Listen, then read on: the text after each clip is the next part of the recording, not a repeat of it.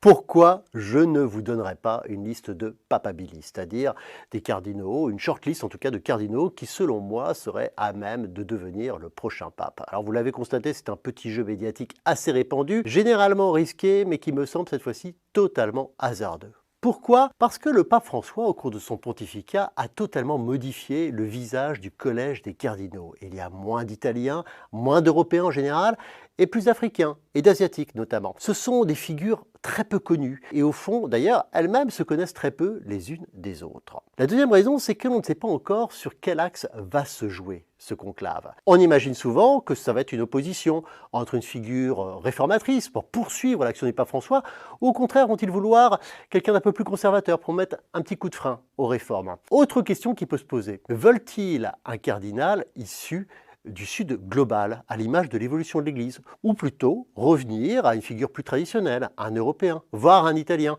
Souvenez-vous, le pape, c'est avant tout l'évêque de Rome. Alors ce ne sont que quelques exemples, mais ce qui est sûr, c'est que surtout, plus de 90 des 135 cardinaux électeurs qui vont se réunir devront voir en lui la figure la plus à même d'incarner l'Église universelle et de les guider.